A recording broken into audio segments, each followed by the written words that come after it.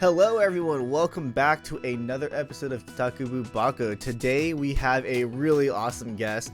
I've been meaning to talk to this guy for a while now because, like myself, he is a huge JRPG fan. We got Mr. JRPG himself, Shadow. How you doing, man? Hey, KitaSean, appreciate you having me on here, man. I've seen your videos all the time. Loved your Fate coverage, and just happy to be here. Yeah, appreciate that, dude. Yeah, I think we've been following each other on Twitter for quite some time. Never really interacted with each other, but I decided to, reach out to you because, again, I really wanted to talk RPGs with you because, again, like I've been watching your videos, and I do have some questions on some of your takes, but at the same time, like I'm just excited to talk RPG with you, man. Awesome. Let's do it. All right. So first of all, how did you get into JRPGs or RPGs in general? Like, is that like literally the only genre you play, or? For the most part, you'll catch me playing JRPGs throughout most of the year. I might throw in a Resident Evil, a Dead Space, something along those lines, depending. Right. But for the most part, it's JRPGs through and through, 365 days of the year for the most part. That's crazy. Yeah, like, a lot of people get burnout. Me, I don't get burnout at all. I go to the next JRPG, no problem. Like, I don't even see how people can get burnout. Mm-hmm. But I guess if you're playing the genre part-time, maybe, I guess I could see that, because I've seen a lot of people say, oh, I'm JRPGs, I can't play them anymore. I want to go to an open world game. I want to go to a horror game. Right. But hey, not me. I never get tired of it. How I got into JRPGs is so the first thing is, this goes way back in the day, way back in the day when I was a little Shadow, going to the mall with my mom. And she told me before we went to the mall that, hey, if you behave yourself, I'll get you anything you want from the game store. And I was like, oh, okay, cool. I'll get anything I want from the game store. So we go throughout the day. I'm a good kid. And we get to the game store. She said, all right, hurry up and pick out whatever. And then I'm looking around. I'm seeing, you can see how back in the day this was and how old I am now. I'm looking at the PS1 games. Okay. PS2 wasn't even available. It was PS1 games. So I know that feeling, man. I know that feeling. Yeah. So yeah, I'm looking at the PS1 games, and I see this guy standing in front of a huge building with a big old sword on his back. And I'm just like, what is this game? Like, huh? I don't even know what this is. So I said, hey, Mom, I want this game. And that game is none other than Final Fantasy VII. Right. And I played that game and I loved it, which is interesting because at the time, I ain't gonna lie to you, when I was a kid, I wasn't the best in school. Okay, I wasn't the best in school. And I didn't really like to read. And what's one thing in a JRPG that you need to do all the time? You have to read. And I did not like reading. So I proceeded to go through this game. And if you ever played Final Fantasy VII, you know that getting through Midgar shouldn't take that long. Mm-hmm. It should be maybe 7 hours at max. Probably somebody will probably be in the comment section like 7 hours to get through Midgar. No, but like it's around that. It's a short time to get through Midgar. Right. It took me 25 hours to get out of Midgar, because I simply refuse to read. So it's like, how do you play and you refuse to read? But like, I was reading some things here and there, but like, to get where to go next, I wasn't really paying attention at all. And then at that point, I really didn't even know how to navigate through the battle system all that much. So like a year, it took me maybe like, I put the game down because I couldn't get out of Midgar, but when I came back to it, I finally got out. And I started playing it normally, and I freaking love the game so much. I love the battle system. The music is so classic. I know some people would be like, "Oh, this is just your nostalgia talking. Final Fantasy VII is overrated." Like, no, Final Fantasy VII on PS1 is still a great game to this day. Great for the age that it came out in, and it's still one of the best JRPGs. I think if it gets any hate now, it's only because people really like for the longest time said it was like the best JRPG bar none, and then like you have all the other people coming into it saying it's not that great. I heard about this countless times. It's overrated and stuff like that, but still a really good game. Mm-hmm. But after I played Final Fantasy VII And fun fact about that, I think a lot of people in the Final Fantasy genre will find Sephiroth to be a really easy boss, but I had some problems with them. Again, this was back in the day. This was before my JRPG days, but I finally beat the game, and where it became hardcore, because after I beat Final Fantasy 7, I wasn't really playing the JRPG genre that much. But it came into being hardcore during the PS2 era, and I picked up a game called Xenosaga. And that's another game heavy in the story, but Right. I just that was convoluted. I still to this day might not understand everything about Xenosaga. But I remember playing it, and I got to a boss, and I was just like, this game is so much fun, but this boss is so freaking hard. Why is this boss so hard? I don't understand. Why can't I get past this boss? And again, this came at an earlier time where I wasn't paying attention too much. I wasn't reading. And I was like, why is this boss getting so many extra turns? And he's getting more turns than I am. And so I finally go to the tutorial, or maybe I think I started over the game and I actually paid attention to the tutorial, and I learned about a boost gauge. And the game had a boost gauge in which gave you extra turns. Oh, that's and right. Then, I remember that. It's been a while, but yeah, I do remember that. Yeah. Yeah. So I finally get to that boss, and I'm like, oh, you do this, and I had so much fun doing that, and I'm like, yo, this is so awesome that I have to figure out what the boss is gonna do next. Is he gonna do his ultimate attack? Should I heal? Should I buff myself up? Should I debuff myself? Oh man, he hit the main he hit my main DPS character. Oh man, I just love all the strategizing around it, and from there it was just history. And sorry if that was a little bit long-winded. No.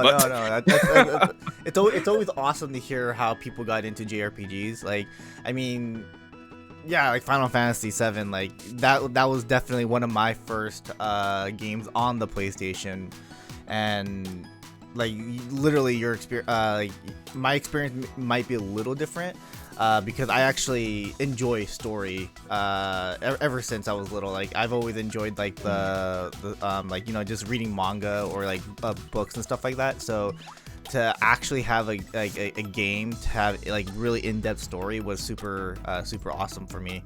So I guess in a way, like I enjoyed the story more than the gameplay, to be honest with you, for FF7. Okay. But yeah, like for Sephiroth, like I actually struggled on it a little bit too, that boss fight.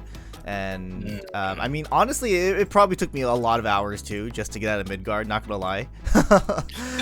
But yeah, I played Xenosaga as well. I do remember that I didn't really read that back in the day. But yeah, I get what you mean. Like the strategy and like just trying to figure out what the NPC is gonna do next. That's the fun part of that's like the fun part about RPGs. Exactly. Yeah, I simply love it, and I can't get enough of it. And ever since then, just been playing JRPGs left and right. Okay, like I mean, what's your favorite RPG of all time then? If you don't mind me asking, I'll just get straight to the point right there.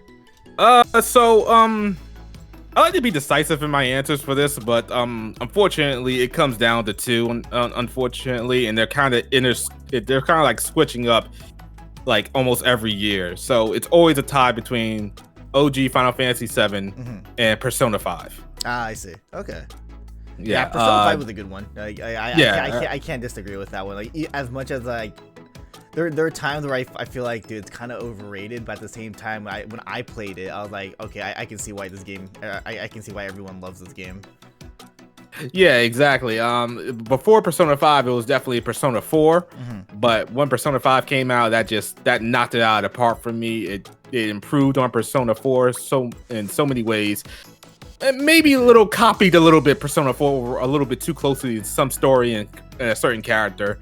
But ultimately Persona 5 just so great. And then Persona 5 Royal, oh man, that one was really good. A little bit disappointed for the most part. It stayed the same, got some different gameplay variety in there, but the ending in Royal was just immaculate. Like, holy crap. Is it different from the first one, or?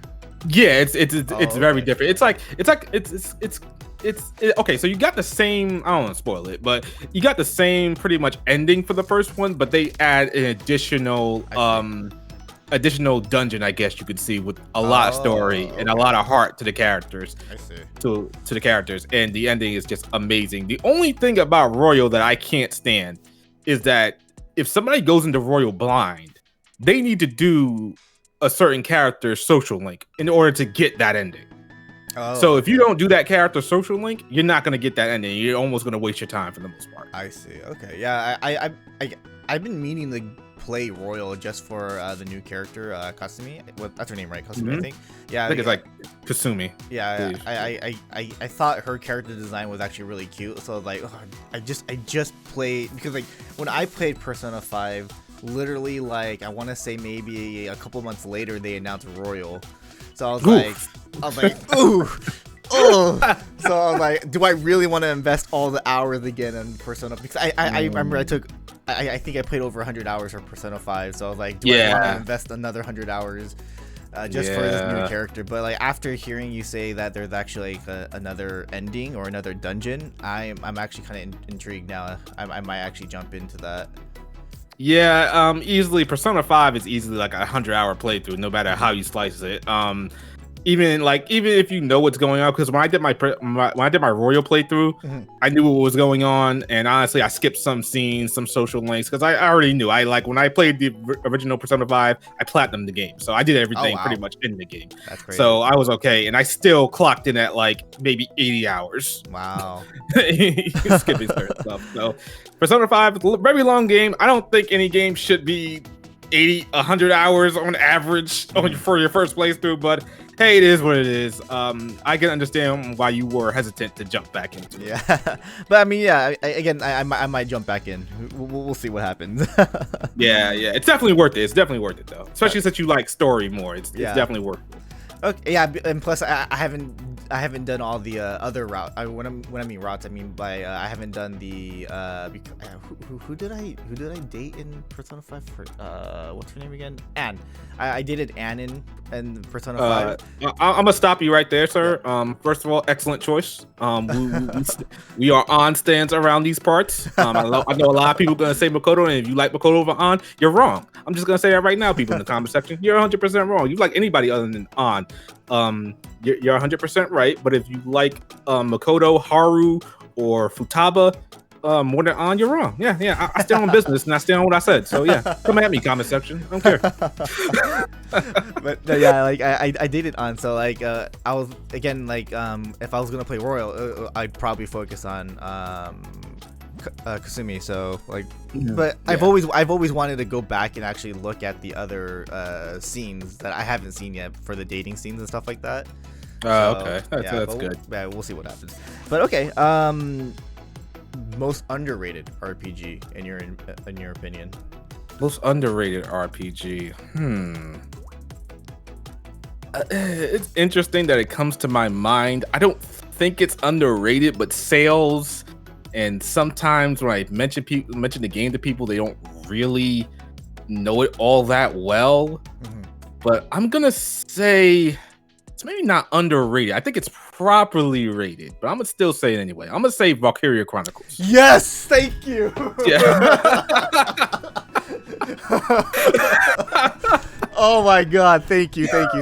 Oh, you have no idea. Like, I am the biggest Valkyria Chronicles fan. Like, I literally have every single item in existence right now, except for like maybe three items because they're hard to get. But goddamn.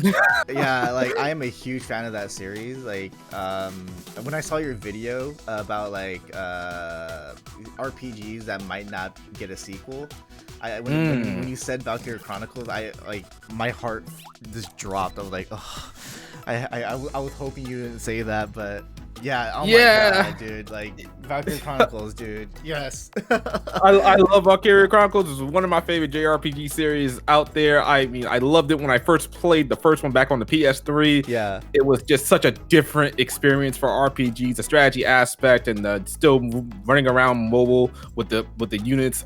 Awesome. Unfortunately, the series has seen highs and lows, especially when it comes to releases. You know, you still only have Valkyria Chronicles 2 and 3. They're stuck on the PSP for the most part, and there haven't been any re-releases for it just yet. Right. And then you got 4, which is a great game, awesome game. The only thing I would say that I didn't like about 4 was it may have copied a little bit too closely to Valkyria Chronicles 1. because 3, if I'm sure you played Valkyria Chronicles 3, you know, there's Yeah. an English patch and whatnot out there, is just filled to the brim with content. It gives you more classes. It expands upon a lot of things in battle, and I felt like 4 dialed it back because it was really trying to, you know, harken to Valkyria Chronicles 1. I you know, I agree with that. I didn't think about that at the time I was playing it, but now that I think about it and you say that, yeah, I think you're on point on that one. Yeah, yeah, and it's unfortunate that we might never like listen, when I made that video JRPG series that might be dead. I hope that I'm wrong. Mm-hmm. I'm hope 100% that I'm wrong. I think it's Sega announces Valkyria Chronicles 5 at any point. Mm-hmm. Like I would love for that to be the case. I was just being a little bit realistic with it because it doesn't seem like, while Valkyria Chronicles 4 did well review wise, I don't think it hit, you know, good sales marks. So it kind of becomes a miracle if it does get a sequel. I want it to happen, but hey, it might not be in the cards, or maybe it will happen like years upon years down the line. But definitely one of my favorite series. I love it to this day. Characters are all very colorful and great. The series character designer Rata is one of my favorite artists of all time. I don't care that his proportions are exaggerated and unrealistic. I don't play games for realism. I love his designs. I can't get enough of them. But yeah, Valkyria Chronicles definitely an underrated series. Yeah, like in my opinion. Hopefully they put 2 and 3 on PC at least. You know, that'd be nice. Yeah, that would be great. 3 never had an English release, if I'm not mistaken. So yeah, that's gonna be a tough one. I don't know if they would do that. They would have to, because again, sales wise of Valkyria Chronicles 4 going back to re-release 2 would be okay, not as expensive as doing 3, because you gotta give it an official dub. So not an official dub. Maybe you just keep, you know, the Japanese Japanese stuff. Right, yeah, you gotta translate the whole thing, and that might not be worth it, especially since it still looks like a PSP game. And PSP games don't age that well, so you might have to do a little bit more. But I would love for that game to get a remake or a remaster or something. Right, it's so good. Yeah, I mean, didn't Atlas I mean, Atlas and Sega are technically one company now, but like, didn't they release Golden Persona 4 Golden on Steam, right? And did they HD remaster that, or is it actually the same PS graphics, Vita graphics? Man, I can't. It's the same as the Vita graphics for the most part, but you know, it's upscaled a little bit more. They did a little bit of touch-ups to it. I see. But ultimately, at the end of the day, it's still the same. It still looks the same. I see. Okay. All right. But yeah, hopefully they bring the. I feel like if they bring those, maybe they're the chance, at least that's a sign. That's a sign that maybe 5 is coming out. But I honestly, I don't even know what they can do with 5 story-wise. So I'm like, I would say with 5, I'll say Valkyria Chronicles, we know a lot about. It sets place in like World War II, I believe, or something around that. So yeah, something like that. Yeah, something like that. Forgive me, people in the comment section. I'm not 100%. You know, I can't remember. But yeah, I feel like to do a Valkyria Chronicles 5, and you really want it to sell, or you want it to at least, you know, be a little bit more marketable at the very least, you got to go towards the future. I say go a little bit to not 100% modern times, and I get that the World War II setting is kind of like, you know, the charm of Valkyria Chronicles, but I would just like to see maybe a little bit more modern, you know, buildings, maybe weapons, or this is just me. This could be completely wrong. This is just me having a little bit of a, you know, what if. I would love for this to happen, to be a little bit more futuristic, I guess you could say, on the setting, because we don't have a lot of sci-fi JRPGs out there. I would like for the setting to be maybe a little bit futuristic, go years into the future, and you have you know hovercrafts, and the Valkyria's more high tech, right. You know, stuff like that. But seeing a Valkyria Chronicles 5 is, it's a little bit slim. Chances are slim. Yeah, you know, as much as I love the series, it's hard for me to disagree with that. Yeah, unfortunately. Again, would love to be wrong. Yeah. Okay. I mean, I haven't been that excited to talk about Valkyria Chronicles in so long, so like, thank you for that. Awesome, man. Awesome. Okay. Let's see. Is there a franchise? Is there a JRPG franchise, JRPG franchise that you've never touched it and you want to get into by any chance? Like for example, myself, I want to get into Ys. I've never touched it. I knew about Ys for the longest time, never touched it. I'm planning to like literally do a Ys marathon pretty soon. So that's for me. But what about yourself? Interesting. Ys is definitely a good series to get into. Oh man, I feel like you played every RPG though. Yeah, I feel like I played every RPG underneath the sun for the most part. I don't think I've gone. I haven't really delved too deep into Suikoden. Oh, okay. The Suikoden. Okay, yeah. Suikoden. Yeah, I haven't dived that deep into those. I know the remasters 1 and 2 are coming out, so I'm looking forward to that. I never played those games, so if there was one series I'd say I gotta go back and see what's up, it's definitely that. But I'm at this point waiting for the remasters. I did play. There was a one on, I think it was DS or 3DS. That came out. It was called Terrakeys. I think that's how you say it. Suikoden Terrakeys. I don't think I played that one actually. Yeah. I really did like that one a lot, and I know a lot of people are going to be like, "Oh, Suikoden is one of the best JRPGs everywhere. How can somebody called Mr. JRPG not played it?" Hey, listen, man, I got blind spots. Okay, there are some games I haven't played every single JRPG on these, especially like really niche ones. Even though that's not really niche, I'm sure somebody's going to argue it's top 10. Yeah. But you know, I got a blind spot here. I'm waiting for the remasters. I will rectify it. Relax, people. All right. Let's see. Favorite JRPG character? Like, I mean, as someone who's played so many RPGs, I mean, you've been introduced to so many characters, right? Like, I mean, it doesn't just have to be one. Like, if you have multiple, that's all graded too. That's a tough one. Oh man, there are just so many. I'm probably gonna cheat a little bit here and try to look at my Steam library as I do this. But there's just so many, and it's interesting because when this question comes to mind, I really don't like put in Final Fantasy even in that. So that's interesting. That's interesting. Yeah, that's interesting. Yeah. The only one that comes to mind that I really liked, really enjoyed is Yuri from Tales of Vesperia. Oh, I thought he was awesome, and especially at the time that Vesperia was coming out, even still back in the day on 360. I think it was around 2008. JRPGs were getting a little bit of flack for being a little bit too routine when it comes to the story characters. You got some type of amnesia character, you got some happy-go-lucky kid or something like that. Yuri broke the mold, and he was more mature. His story arc was kind of completed when we played the game, and you got into more depth about him as a character as you played Vesperia more. And he's kind of like on the cool side, laid back. He's like a what's his name, Spike Spiegel kind of yeah, you're right. Yeah. So like I really enjoyed Yuri a lot. He's one that I looked forward to. Anybody else, I definitely will say that I don't like.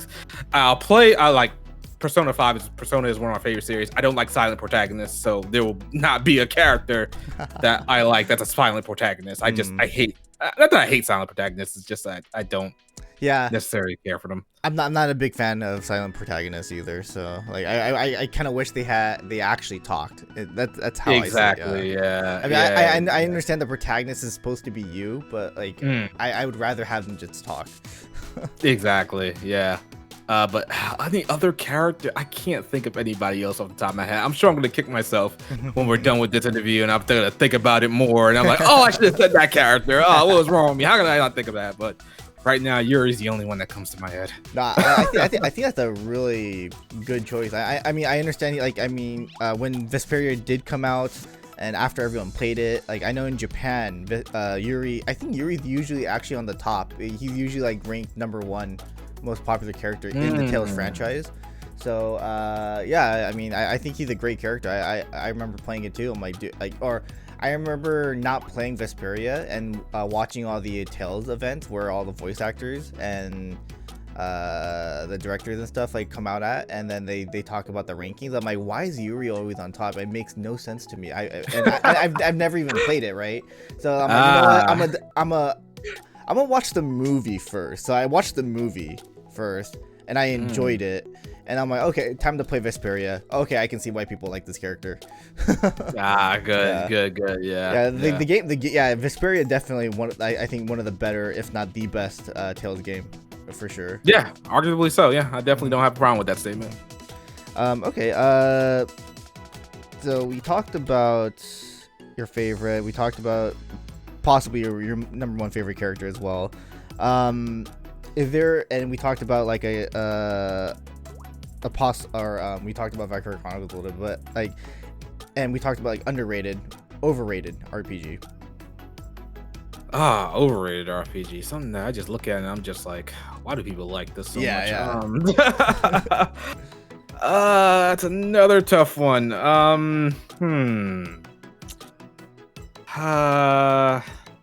Definitely not. Oh man, I can't really think of any right now. I'll be really honest here. To me, originally it was Persona 5. Interesting. Okay. Yeah, originally it was Persona 5 for me. I remember playing it, and I was going through it. I was like, it's good. I'm like, I don't see why it's like raving reviews, and like I don't understand why all the fans are like, no, there's no other RPG better than Persona 5. Like that I think that's what triggered me. Everyone say Persona 5 is the best RPG ever. No other RPG can beat it. Yeah. And that's what really I think kind of pissed me off, because I'm like, dude, no. Like, have you ever played any other JRPGs? There's actually a lot of great ones out there. And right. I think that's what kind of like triggered me a little bit. But after playing it, I'm like, okay, I can see why you guys like it. But at the same time, still, I feel like, I do feel like it is still a little bit overrated in my opinion. Fair. That's fair. I can definitely see that. When people are constantly telling you that it's the best thing since sliced bread, you kind of put your expectations up there, I guess. Maybe not in your case, but I know a lot of people that do. They set their sights so high, so this better be good. There better not be any flaws to this. This better knock my socks off, and it's not. It's not exactly that. That kind of happens. But I could definitely see that for Royal. So I think I've thought of mine, and I'm kind of like searching around to see which ones. But I'm gonna say 2. I'm gonna get flack for these. I know I'm gonna get flack for these, but I'm not afraid of a little bit of flack. I'm gonna say Shin Megami Tensei Nocturne. While I did like the game, I don't think it was as great as people made it out to be. I don't know if you played the Shin Megami Tensei games. No, I did. Yeah, I do. Yeah, I actually don't disagree with what you're trying to say here. Yeah.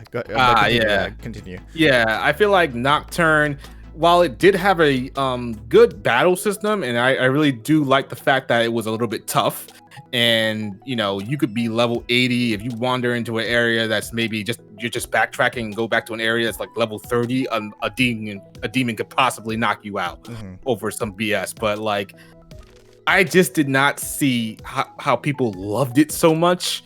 Like I can't for the life of me see it. And like, I don't necessarily hate the game, but I don't like how SMT5 kind of followed Nocturne's template for the most part when it comes to building its world and building its story.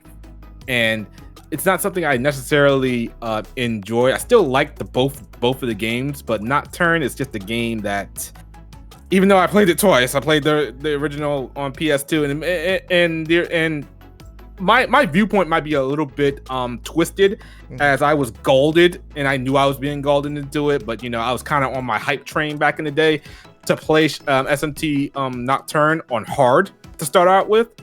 And Nocturne, if you don't know, is like one of the toughest RPGs out there, even on normal. So for me to play it on hard and deal with the crap that I had to deal with on hard, and then go for the true deeming ending, fighting the last boss of the game, was just not a nightmare. It was satisfyingly challenging, but it didn't help my experience overall. But it still doesn't help the fact that the story and characters aren't exactly all that strong. Like, I feel like a lot of people do a lot of reaching for Nocturne story and characters to really be good, which again, that's probably a flawed opinion of mine. So my other one that I think is a little bit overrated, just a tad bit overrated, I didn't care for it that much when I played it. It took me a long time to finish it because I wasn't that interested in it. But I'm gonna say Xenoblade Chronicles 3. Yes. No, I agree with that. Yeah, I listen. I think it was a good game, but there are some things about that game, especially from. I'll say one of the glaring issues that I personally had. This is 100% a me problem. I felt like its character design overcorrected itself from Xenoblade Chronicles 2. Yes. And yes, if you for people that may not know, like Xenoblade Chronicles 2 kind of got a little bit of pushback because its designs were a little bit, how do I put this, cultured. You know, they were a little bit, on the quote unquote horny side, a little bit like that. So it was like, I felt like, okay, you had a lot of characters scoring a lot of skin. There's a furry that's just has huge, a huge chest. And it's like, oh my God, this game just represents everything that's wrong with anime fans. All they like is just these crude designs and these scantily clad designs. So I guess the developers kind of looked at that and just said, you know what? We're going to make sure every character in Xenoblade 3, I would say they probably said to themselves, appeals to the West, and make sure they're not like, these characters that are too scantily clad. That's just one of the things. That's me. That's my tinfoil hat theory. Don't take me too seriously on that one. But one of the things I definitely didn't like about Xenoblade 3 was the amount of characters you had on screen at once. And everybody was participating in battle. And it just felt like it was like so much going on screen at once. I couldn't figure out where my character was at some points, what they were doing. And especially if you fought like, humanoid enemies. And there's like more than 10 humanoid enemies, and you got your party, and you got like targeting radicals, you got status effects, you got numbers going off of how much damage it's doing. The screen becomes so unbearable to look at. And most of the time when I was playing the game, I was just looking at the icons for the user interface that are my skill cooldowns ready to go. Am I in the correct position with the arrow that tells me if I'm in front or behind or to the side? And that was it. I wasn't really looking at anything else because it felt like at times it was just too much. Too many characters. I felt like 3 characters, maybe 4 characters in battle at once is ideal. But I guess they wanted to make sure everybody is there for this kind of realistic approach that, what are the other characters doing? You're only fighting with 4 characters. There's 8 characters in your party. What are the other characters doing? No, there's a reason for that. Is so that things don't get chaotic and out of control. Right. And that's just, again, that's probably another me problem. I talk to a lot of people, even on my own podcast, they don't have a problem with it. But that's just me for the most part. But some of the revelations when it came to Xenoblade 3, I also didn't care for. Like, people told me that, I'm not gonna spoil it for anybody, but Chapter 5 was really gut wrenching. And I was just like, well, you don't really follow through on the gut wrenching. So it's kind of like I don't like when something gets set up and then like moments later it's kind of resolved when it comes to a certain aspect. I'm not gonna say what that aspect is because I don't want people guessing and saying I spoiled it for them. But just Xenoblade 3, I feel is a tad bit overrated.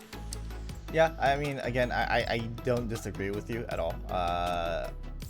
I did like it, but the character, I think I do agree with you. Like, there's so much going on the screen during the gameplay,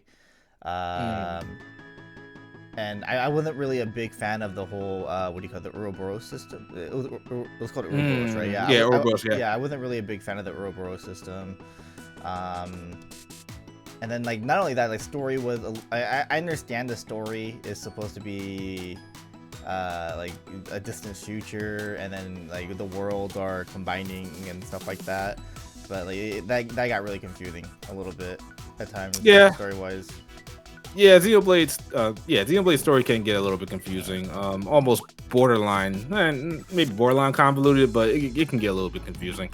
But I will say I did like the DLC, however. DLC was fun, Yeah, DLC was really good, and that's another character that I really liked. Going back to favorite characters in an RPG, I think his name is Matthew.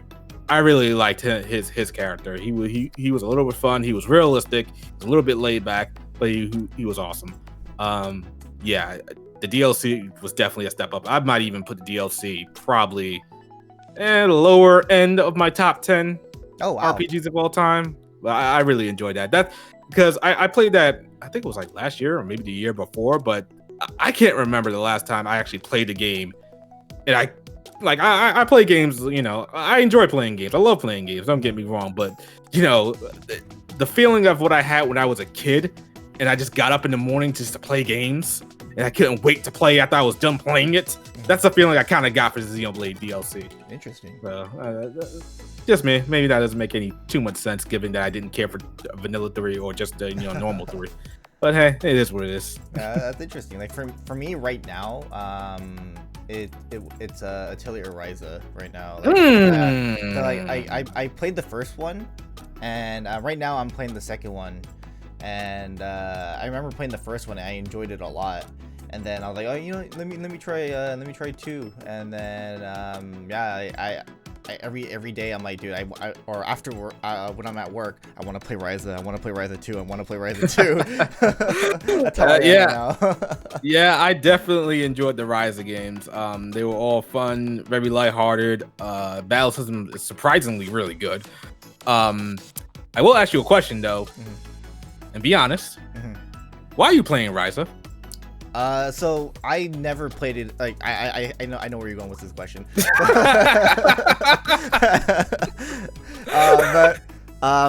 I've always wanted to play an Atelier series, and I actually know someone from Koei, and he gifted me Ryza 1. Oh, okay. And I was like, oh, this is cool. I've always wanted to play an Atelier series. And he's like, oh yeah, definitely try it out. It's a really fun game. He told me, by the way, the main character, Ryza, super popular character because of her thighs. I'm like, yeah, I can see that. Yeah, I can definitely see that. And you know what? I don't hate it. I'm a thighs guy. I'm gonna put it out there now. There you go. But anyways, yes, like I saw the character, I thought she was cute, but just playing the game itself, I was like, well, the Atelier games are fun. And, you know, the what do you call it, the Atelier system, or not the Atelier system, I'm sorry, the alchemy system, I enjoyed making different weapons with, like, you know, getting different stats and stuff like that, or the items. If I'm not mistaken, I think the older Atelier games, there's like you have a time system or something like that. Yeah, exactly. Time, right? Yeah. Earlier on. So I thought that's pretty interesting. I was wondering why they never added that into Ryza. Maybe because a lot of people didn't like that. I don't know. Yeah, I think a good amount of people thought it was a little bit restrictive, and they didn't want probably, you know, people going forward to feel that way or to have any excuse that you're under a time limit for certain point in the story. So they got rid of it. I didn't really seriously play any Atelier games until Ryza came along. And yes, I took a look at Ryza and said, yep, this is the Atelier game I'm getting into. Without a doubt. 100% because of Ryza. But I did stick around because I don't play a game like I'll look at characters in the game and I'll say, okay, yeah, characters are great. You know, even the female designs look great. But if the gameplay is not there, I'm not playing it no matter what. But the Ryza gameplay got me to stick with it. Yeah, and I understand the gameplay is a little bit or not a little bit. It's actually, or is it a little bit different? But I've never played the other Ateliers except for one other one. But yeah, they're a little bit different. Like the battle system is different from 1 to 2, and 3 expands on 2's battle system. Okay. Greatly, and it does look great. So. Oh no, I'm sorry. I'm not talking about Ryza. I'm talking about the other Atelier series. Oh, the other Atelier series. Yeah. Ryza's gameplay is, from what I can recall, is different from the other ones. They still follow kind of the same thing when it comes to follow-up attacks, chain attacks for the most part. But they're not the same, but they have kind of the same template and premise for the most part. I see. Okay. But yeah, I do enjoy the Ryza series. I do like mixing things together, making one item to put into this item to make my weapon stronger, going out trying to find materials and stuff like that. It's very addicting. And when you find the right amount of combinations, right amount of traits to go with certain items, just like well, I can make this item completely broken if I want to. That's so fun. I'm like, oh, this is actually really cool because like I used to hate crafting items like MMORPGs and stuff like that, like or the grinding part. Like I hated grinding a lot. That's why I when I start playing MMORPGs, I play it for a good amount of time, and then I'm like, okay, I'm done. I can't grind anymore. I'm done.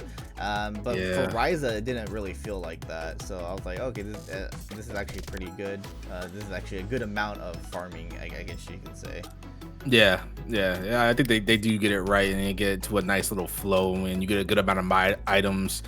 Because whenever I talk about a game, I like to also point out the things that I didn't like. I want to say that as the series goes on, no, I can't really say the story is bad because the story is just it's a lighthearted fun venture. It's not really that bad. Okay, I really can't say too much about it, but I will say, in my opinion, that I think 2 is the best in the series. I'll say that. Okay. When it comes to the Ryza games, I think 2 is the best. Got it. Yeah.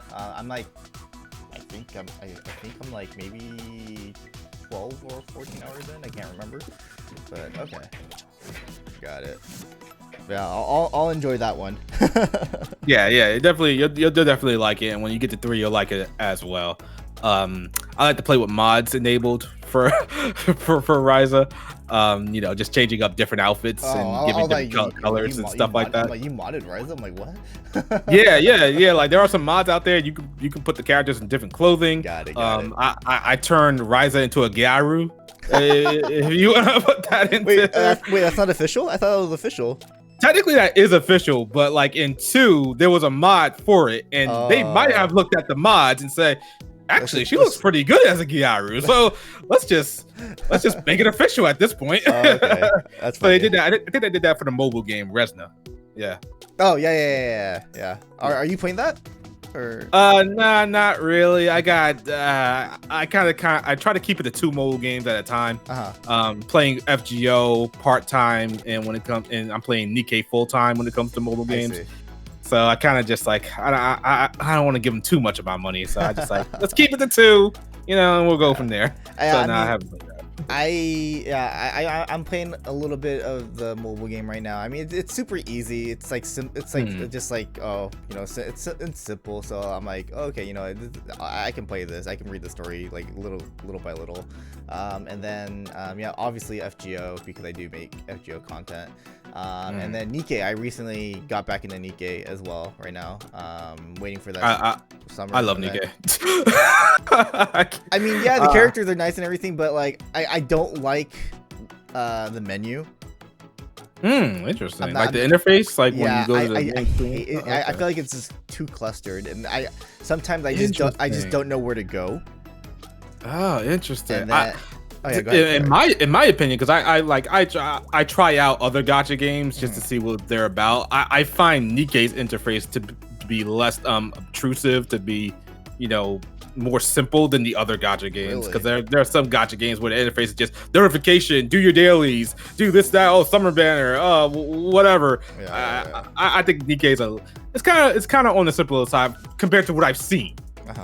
Exactly. But, like there's other mobile games like Arc Knights, Azure Lane and stuff like that. I'm like, I just couldn't get into them because I just didn't like the menu and everything like that. So that's what stopped me originally with Nikkei. I'm like, okay, I can't play this anymore. But but it's interesting because Nikkei is getting fun though. I'll throw that out there. Yeah. Nikkei is really fun. Great character design. I like it when you're playing. And I guess this goes out to any game, really. When you see the artwork for a character, and the artwork of the character is good, and it translates to in-game really good. So that's what I really liked about Nikkei. Like when you look at the character artwork, you're getting the same artwork in the gameplay. So that's one of the reasons I really do enjoy Nikkei. Obviously, for the other reasons as well. Easily, no.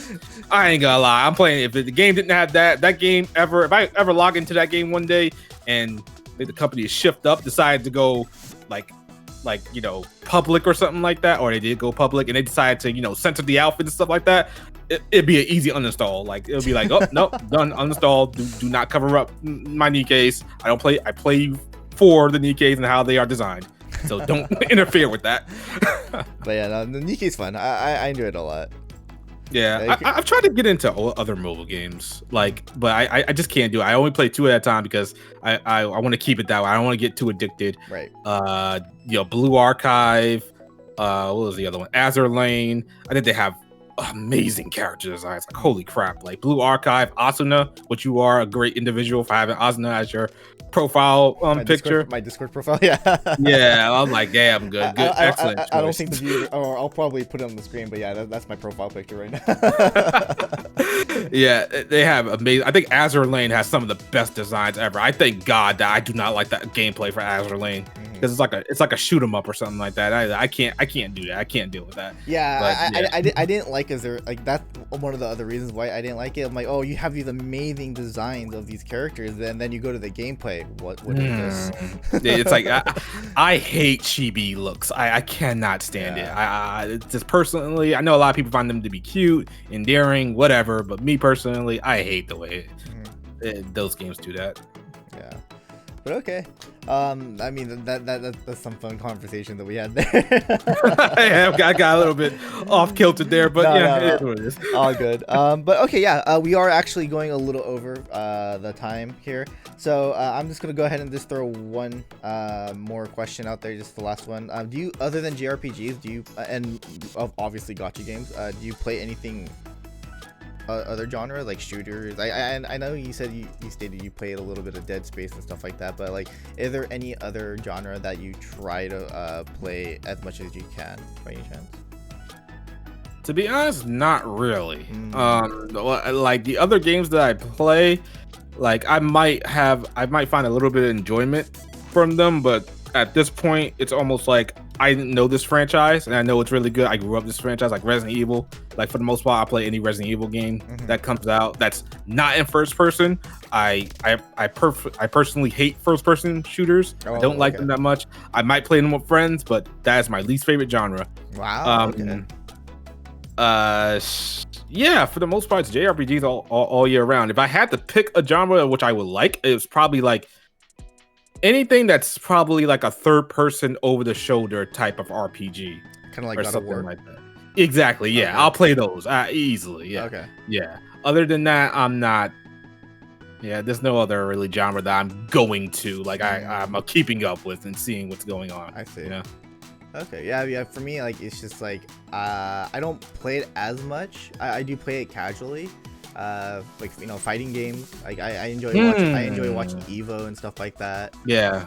I do keep up with like the tier, like the metas, like the patches and stuff. So like, okay, I understand why this character is good and stuff like that. But yeah, like yourself, over the shoulder games, I love those. I think those are so fun. But most of the time, like most of my hours are definitely going to the JRPGs for sure, and gacha games. It's a great genre, JRPGs. Fighting games, I do pay attention to. I'm not going out of my way to play them, but I do pay attention to them a lot. I do like, you know, Street Fighter. I'll keep up with King of Fighters if they come out with a new game. Marvel vs. Capcom, because I guess these are franchises I grew up with when I wasn't hardcore into JRPGs, especially since my brother, he was more into the fighting games, so we would play fighting games all the time as a kid. I wouldn't know any of this stuff. I wouldn't even care for fighting games if he wasn't into it. But fighting games, yeah, I'll play them. You know, I'll try to learn it as best as I can, but I won't try to get too competitive with it. I won't try to jump on to online because I know I'm just not built for that life anymore. I just find it so hard to do combos and stuff like that. Because the problem with me playing fighting games is, like, I can't in the moment decide if I need to do the combo or not. For the most part, like I can't, like, you know, chain into a combo, like from a heavy attack to a light attack or something like that into a combo. I'm more concerned just pulling off the combo. Right. That's all there is to it. When you really gotta read your opponent, you gotta understand zoning, you gotta understand footsies, the reactions and stuff like that. Yeah, exactly. Your reactions. Like I can't do that for like. I'm just that's so hard. Yeah, it's so hard. But I love the character. I love the fighting. I love the characters like Guilty Gear and stuff like that. I love it, but I can't. I'm not built for that, I guess. Yeah, same here. I mean, I love the character design and stuff. I mean, I do get into the lore as well, but like when it comes to like actual competitive fighting, that's not for me. Yeah, exactly. Like, and I would never ask. Like, I know a lot of people when it comes to fighting games, they don't like auto combos and stuff like that in their games and stuff like that. I would say maybe I have fun with some games that like give me auto combos because, like, again, I'm not big into fighting games, but when I go to like Mortal Kombat or something like that, and I can easily do a fatality or easily do a combo, I'm just having fun with it. It's fine. Like if those games didn't have those things in there, I'd still be playing them, paying attention to them. But it is kind of fun sometimes to see like Dragon Ball Fighters has like a combo system, auto combo system that they'll use, and if I want to play it just just to have fun, I'll utilize it. If it didn't have it, I'll still be playing it to have fun. But it's nice that it's there. Yeah. I guess I can say that. But fighting games, I can enjoy watching them, but playing them, nope, not for me. Yeah. Okay. Absolutely. All right then. So yeah, again, we are going a little bit over time, but Shadow, really appreciate you coming on, man. It was really fun talking JRPGs with you. Like I've been really meaning to like actually talk to someone, just nerd out on JRPGs, and especially someone that actually likes Valkyria Chronicles. Like you don't see that. Sir. You do not see that a lot. So I as you know, I got super excited when you said that. So I haven't been that happy talking about that series in so long. So I really appreciate that. Great, amazing series. Awesome. You're welcome. But yeah, where can the viewers find you? If you don't mind me asking, is it just YouTube? Do you do Twitch or anything like that? I am on YouTube and I am on Twitch. You can find me at Mr. JRPG Shadow on YouTube, Shadow Elite HDX on Twitch. I try to stream on Twitch, but I'm trying to go off and on Twitch. Not sure what I'm doing there. Just sometimes where I feel like putting the camera on and I don't feel like putting the camera on the stream. I feel like if I'm gonna stream, I need the camera on. Right. But yeah, also Twitter X, I'm on there as well. You catch me there. Okay. I actually have some questions for you, sir. Oh yeah, good. So who are you looking forward to in FGO's next summer event to get a swimsuit? Summer event? As of right now, my number one is Medusa. Good choice. Yeah, Medusa. She's an OG favorite. Yeah. That I really do want her Medusa, and Boudica. Those are my two picks right now. Oh yeah, her too. Yeah, she doesn't get that much love. Did she ever get like a 4-star or 5-star? No. I don't think she did. No. Everyone's hoping to see an Avenger version of her. She should, yeah. Her backstory calls for it because her and I think Nero have some beef a little bit. Yeah. So it's kind of like, that would make a lot of sense for her to be Avenger. Yeah. So that's like, pretty cool. Yeah, those are probably my two servants that I want to see get swimsuits, if anything. Okay, good. For me, I want to say, God, I don't know how to pronounce her name, and I've seen her in so many other games. What's her name? Skarzard? Oh, Shahrazard. Yeah. Shahrazard. Yeah. Charizard. I want to see her in a swimsuit. Okay. And I would say any Rata design, like like Raiko. So basically, is Shuten the only one right now from Raita? Oh yeah, Shuten. Yeah, she doesn't have a swimsuit design. I think all the Raita design servants have it except for Shuten and the male servants. That's it. Oh, good point. Yeah, you're right. Shuten doesn't have a swimsuit variation. Yeah. She's also one of my favorites too. Wow, I didn't think about that. They need to do that.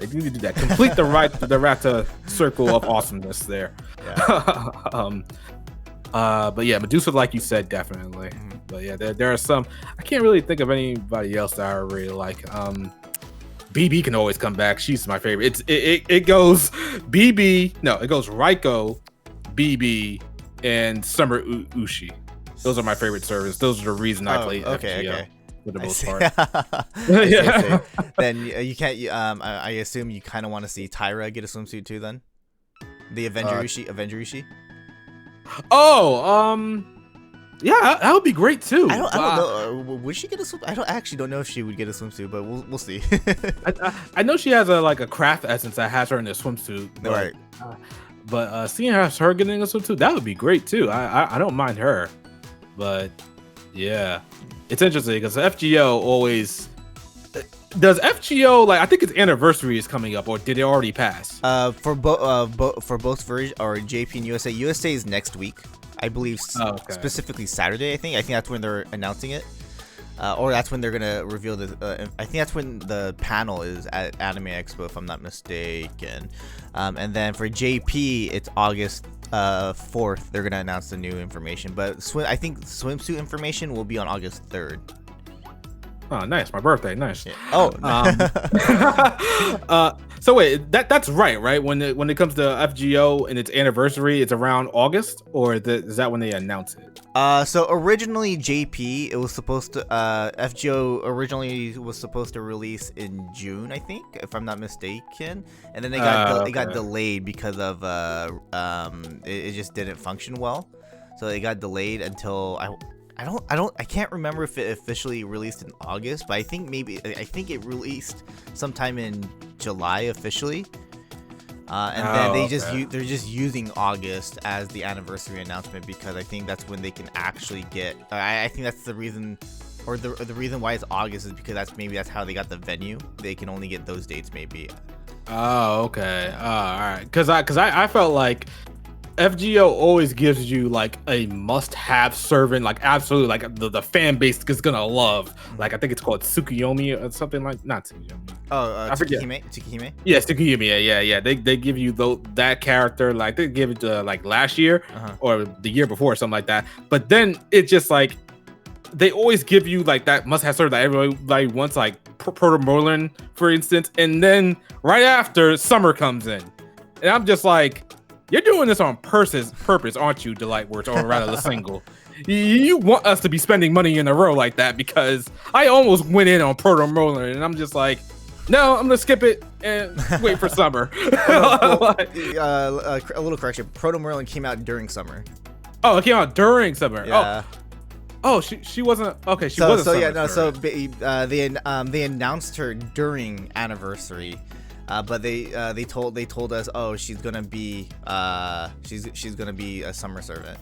Oh, yeah. Okay, all right, good to know. And I'm assuming she's in the event, the summer event. Yeah, because she has her normal form and then of course the swimsuit form. Oh, I forgot she had a swimsuit form. So same, like Morgan, her and Morgan or Toneliko are like the only two servants that have like normal versions, and then like one of their ascensions is like a swimsuit ascension, and then that's why they're considered summer servants. Okay, that makes sense. Okay, all right. So maybe I was a little bit off there. It just seemed like it was so crazy that they always bring out must-have servants right before summer. So, they always do that though. That's like which again I do agree. It freaking sucks. Because like this year for which version do you play, USA or JP? Mostly USA, and then JP. I have a JP account as well. Yeah, because like this for you guys this year, USA, it's Arcade for anniversary, and then it's gonna be Proto Merlin. It's gonna be Ibuki Doji, Skasakascadi. Ibuki Doji. Oh my god! It's gonna be those servants in summer. So you don't understand how much I want Ibuki Doji. Like I have literally been. This is gonna be really sad when you hear this, but every time I go out somewhere and I'm just, I might spend money at the mall or I might go out real quick to the store. Ever since like, I wouldn't say the beginning of the year, I just go out and on my way back, I'll buy a Google Play card or an Apple card rather, just like $10 just for her, just to prepare to roll on her in the summer. I've accumulated a lot. So it's like, I don't get this character. Well, I honestly might have got so much that I might get pity. But if I don't get this character, I'm done with FGO for the most part. Like it's over for FGO. If I don't roll this character, because I'm kind of trying to get MP5 with her, or maybe just MP2 or 3. Okay. I mean, I'll just let you know, MP1 and MP1 is just fine if you want her to be good, but obviously if you want her to be stronger, more MPs. Nah, we're trying to go to MP5. We're trying to get to level 120. We're trying to max out all our stats. Okay, attack, I'm sorry. HP. We're trying to do all that good stuff, right? Because for the most part, like I keep up with FGO, and I obviously the new servants. But ever since she dropped in JP, there hasn't been a servant that I've looked at and said, I must have that one. I must have it. So for me, I feel like after I get her, it might close the book on the FGO for me. Might. And FGO has its problems where it looks a little bit dated and it's a little bit there's some I think there was some controversy going back, and you responded to a video that people said that it's just I mean, I don't find it major controversy or anything like that. It's just like they just want to see FGO become kind of like Genshin Impact open world base. Yeah, I definitely don't want that. Yeah, I mean, I would not want that. No. I mean, like, I can see why they want it, but like that's why Type Moon makes all these different other FGO games, or not FGO, but other Fate games. Fate, yeah. So that is true. I would say the only thing I would want for FGO to do, because it's fine the way it is. Maybe it can update its presentation a little bit more. But like, if it's gonna do anything, but it really can't, because if you launch FGO 2, that's not the best idea. Because when a gacha game is doing really well, it's hard to stop it, because you don't want to, like, you know, have people saying like, I spent this much money in FGO and now you're coming out with FGO 2. What am I to do? And of course, like, a company is not going to say, hey, everything that you got in FGO transfer to FGO 2. They wouldn't do that because there's no money to be had in that.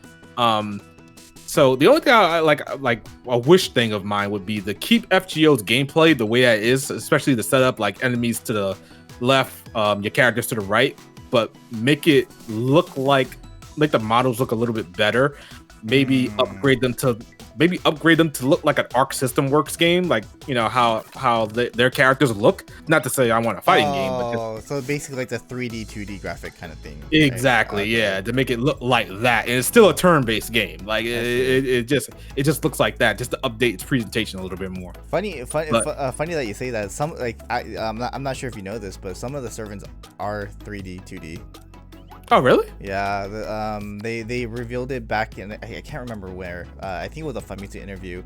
Some of the servants are 3D, 2D, like not all of them, but some of them are. It's because like some of their what do you call it? The things around them, to make that animation flow, they have to make it, they have to implement that technology. Oh, okay, yeah, I know. Like, I think what's her name, Zenobia, has like her attacking stuff is a little bit 3D, and her sprite, yeah, she has a sprite or 2D. Yeah, but yeah, that's but I understand what you mean. Like, you want it more, right? You want to see I get what you mean. Yeah, I want to see characters more. I want to see more detail in the characters a little bit more. Yeah. So that's the only thing about FGO. But my JP game, because there hasn't been that many servers I want, it's looking like my NN game, my global, whatever you want to call it, NA game. I guess it's looked like that. So it comes to a certain point where I'm just not going to be interested in JP anymore, unless it's a must-have servant that I want. Right. One more question about FGO. Yes. Remember, like, when I did play the JP normally, they have like updated mechanics in the gameplay. Like, if you select a quick card, it's like the other cards gain like a 20% increase on their crit. Yeah. Like, why hasn't NA got that yet? That should be announced during this, if I'm not mistaken, this anniversary. Oh, yeah. Okay. I wonder why that's so late. That's interesting. I feel like they had that for a while. I can't remember exactly when that released. It's my memory is like so bad right now. But you know, I think it was actually announced during. Or maybe a little bit after anniversary, but USA the global version tends to get those stuff a little bit earlier than when JP got the release. So if anything, I feel like they're gonna announce it during anniversary. If not, maybe a little after. Because I feel like when I noticed that when it was a Halloween event with what's her name, Elizabeth. Yeah. And she got her little Cinderella form and stuff like that, and then you had the other girl, not dark skin, but like pale skin girl with the short skirt. I forgot her name. Sorry. But yeah, I think Zenobia also dropped on that one as well. And I noticed that mechanic was in there, and we already got that in NA. So I was wondering why isn't this mechanic already in there? It's been like a year. It's almost been more than a year. Is there something wrong with how FGO is programmed and it's hard to get that in there? I don't know. Well, it is a system. Yeah, I believe it is. I believe it was announced 2 years ago during anniversary. So yeah, I think USA should be getting it this anniversary, if I'm not mistaken. Okay. Yeah. Okay. It's called the Mighty Chain system. Chain. Yeah. So I'm sure it will get announced this upcoming anniversary for you guys. Okay. So we said that's gonna be announced at Anime Expo, you think, or? Yeah. Oh yeah. If they're gonna announce it, it has to be Anime Expo. Okay. So I guess that's another reason for me to go to that panel. Are you going to AX? Yeah, I'm going to AX. Oh shoot, man! If I'm going to AX too, so if we end up seeing each other, that'd be cool. Oh, awesome! What days are you going? I'm going all 4. Oh, okay. I'll be there 3 days. Okay. Because I'm gonna be traveling from New York to California. Got it. So just to see it. So yeah, that's definitely a panel I got to go get into. You'll probably see me walking around it's a huge event, and so maybe you might see me because I'm going to be wearing a shirt with my profile picture. Oh, okay. On the front I'll try to. If I do see you, I'll try to catch you. Yeah, keep an eye out. You know, if you see me, say what's up. It's cool. I don't bite. Bro, I mean, we're having the anime expo conversation right now, but most likely this video is gonna be after Expo, I just saw that. Yeah. This is gonna be after the anime expo goes off. But yeah, okay, yeah. But we're going over an hour now. But again, thank you very much for coming on. I really appreciate it. If you guys want to follow Mr. RPG Shadow, all his links are going to be in the description box below. Give him a follow and a subscribe. And it's basically going to be about it. Thanks for watching, guys. Hope you guys enjoyed. Shadow, once again, thank you very much. No problem, man. You're welcome anytime, really. All right. All right, then. I'll see. Hopefully, we see each other at Anime Expo. Hopefully we'll see you. If I see you, I'll try to say what's up. Got it. All right. Thanks for watching, guys. Have a good one.